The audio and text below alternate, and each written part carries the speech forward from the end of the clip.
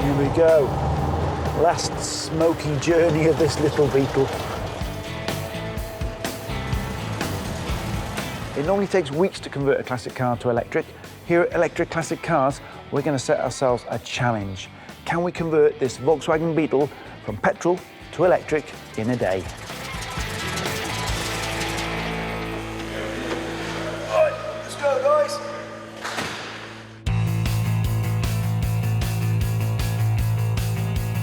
It'll be interesting to find out if it can be done, but we're all willing, we're all ready to give it a go. We're going to make it a flipper that flips up the rear number plate and have the charge socket underneath the rear number plate. So what Tony's cracking on with at the moment.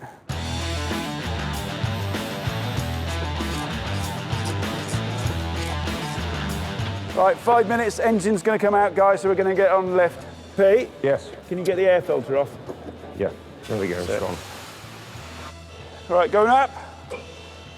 So we've got one on the top of the starting motor, one at the side with the starting motor. Yeah, there's one up there as well. Take them out, the engine's going to drop. So what we'll have to do is pump up the pallet. Pump up. And then we'll get underneath it. One will have to be this side, over the other side. Let's get it down and get the pallet truck up. It's building the car in a day. There could be problems.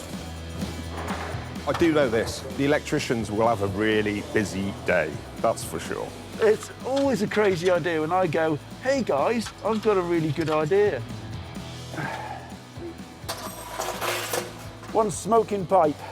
Okay, Pete, give it a pull this way. Go down a bit. That's tight. It's catching here again. Bring it your way a bit. Down. Keep going. Okay, so if we grab onto the exhaust and pull the exhaust. Yeah. Yeah, man, we got it. Woohoo! Engine out. Once that petrol engine is out, it's time to get the electric motor in.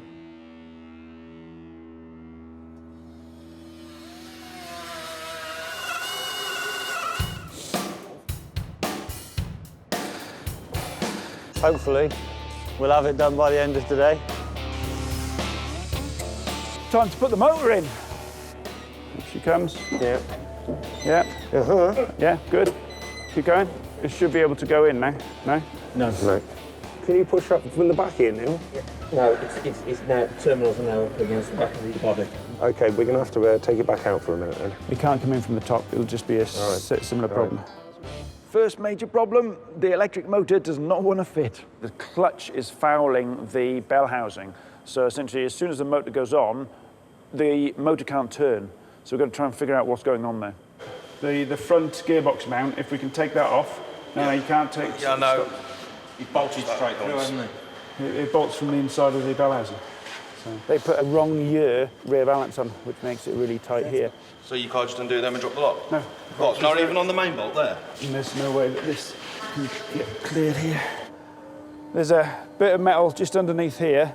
We're just going to clearance. It'll give us a little bit more movement. It's only like millimetres we're talking about, but it's so tight here. So we'll just give that a little bit of a tickle with a grinder, and that should give us enough.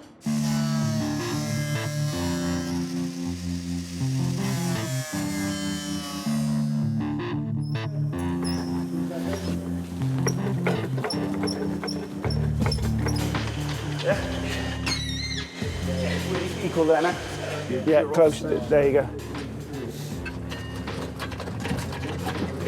I need to pry that gearbox. Is that? Yeah, that should go in there now.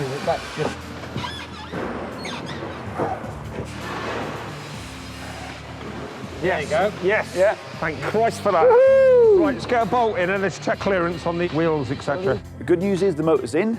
Essentially, it was an early gearbox that was in there that was fouling the clutch.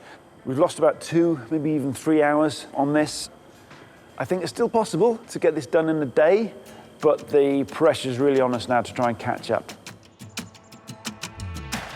It's now 2:30. We've got the battery box in at the front, the motor in, still loads to do. It hasn't been a smooth conversion, that's for sure. It's going to be very tight. You mind the paint? No, you need to come in. You need to go in like this. Hold your hand on the corner. That's it, you got it. Like that. Okay. Put the number plate up. Yeah, number plate's not in the way. Go on, back down again. Yeah, cool, that's fine.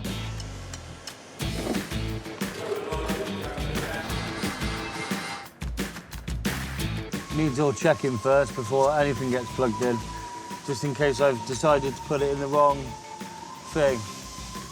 So we do a final check before we plug anything in, just for safety. Because if it goes wrong, it goes wrong. So a charger, it's just like a phone charger at home for your phone. It's basically what charges the battery up on the car. We are now getting the rear battery box mount all drilled and should have that in the next half an hour.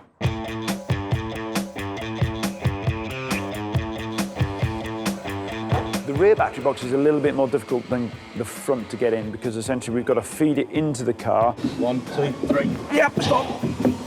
And then feed it up onto the rear luggage area. Get your leg and the tunnel. Yeah, I'm good, mate. I'm good. And don't forget, it's about 85, 90 kilos of weight. Right. Oh, yep.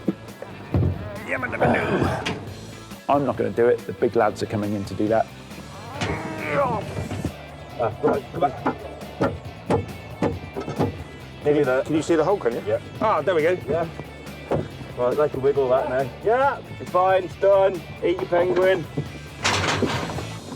The motor's in and the battery's in, but everything's got to be connected up yet, so there's a whole load of wiring we've got to do. You ready for this, Mark? I'm ready for anything, mate. Yeah, whatever. Grab that side then. Mind the paint up top. We've got to just get everything spot on and right, because if you make one mistake with the wiring, bad things can happen. In a normal petrol car, for instance, you've got a 12-volt battery, but with electric cars, these batteries can give you up to 800 amps, so you really got to treat them with respect. So the pressure's on the electrical guys now to get this finished. It's going to be a little bit of a late one, but we always knew that really when we started. But in with a chance of finishing. So the ignition's on, yeah? Yeah. You should be able to program that. Yeah, just connecting now. So we've got 122 volts in the system, which is good. So we're checking all the control systems, the safety systems, and then the last thing you do is turn the big isolator on. Here, and we should have 122 volts. Cool. Perfect. Okay. So we're all ready to basically do a switch on. Okay, we've done all our safety checks, so we should be okay, but there's always a little bit of nervousness when you turn that key on for the first time.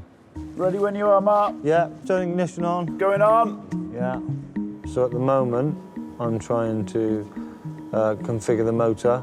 So I've had to do a firmware update on the controller because it had an old version in it.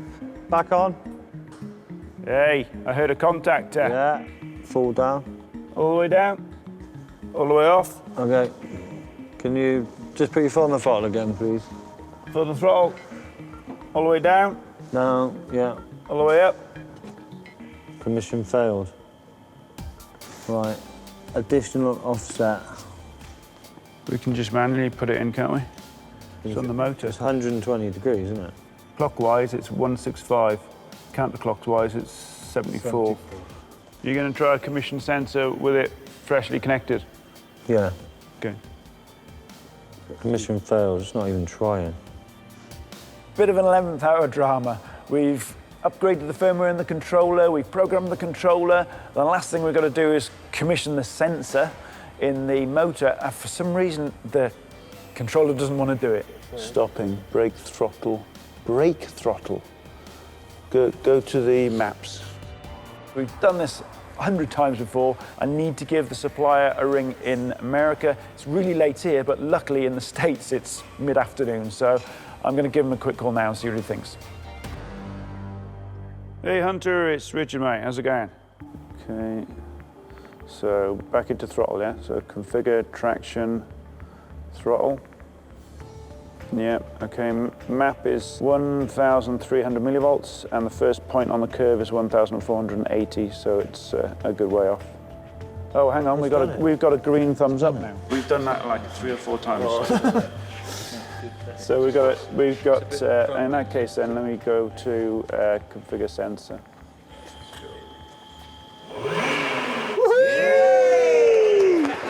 Come on! That's what we want to hear. It's been a long day. I think we've sorted out the controller now. For some reason, it's just magically started working. I think we're ready to go. All right. I'm really excited, a little bit tired, but definitely excited to see if this thing rolls. Reverse.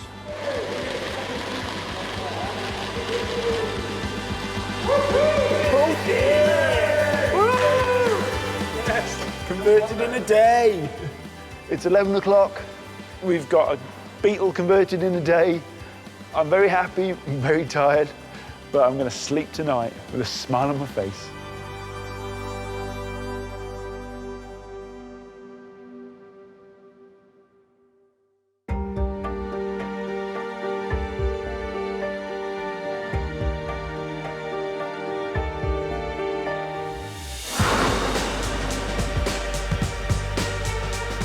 Even though we've electrified this Beetle, it still feels like a Beetle. I mean, the only thing that's changed, obviously, is it's got more power, it's easier to drive, and there's no noise coming from the engine or smell of the exhaust, which is no bad thing, really. Driving this electric Beetle as well is so easy compared to driving it when it's petrol. So this car has 25 kilowatt hours of battery pack, which is probably going to be good for around about 80, 90 mile range, probably more if you drive it really efficiently. The motor in it is about 120 horsepower, which is plenty compared to the original 40 horsepower engine that was in it. It could definitely keep up with modern traffic without a question of a doubt. It's also got regen, so going down this hill now, I'm putting energy back into the battery as well, which gives it a little bit more range. The handling of an electric Beetle is much better as well because we've moved the weight distribution a little bit further forward, which is no bad thing in a Beetle because usually all the weight is in the back, which makes the handling a little bit questionable. But now, on these twisty roads here in Wales, this is actually really nice and the handling is actually quite impressive. The other benefits of having an electric classic is there's zero emissions going out that tailpipe. And if you're with an electricity supplier like Octopus Energy, which gets their electricity from renewable supplies, even when you charge it up, that energy is coming from wind and solar, and having Octopus Energy as an energy supplier means that you can feel a little bit more comfortable about topping it up with that electricity at night time.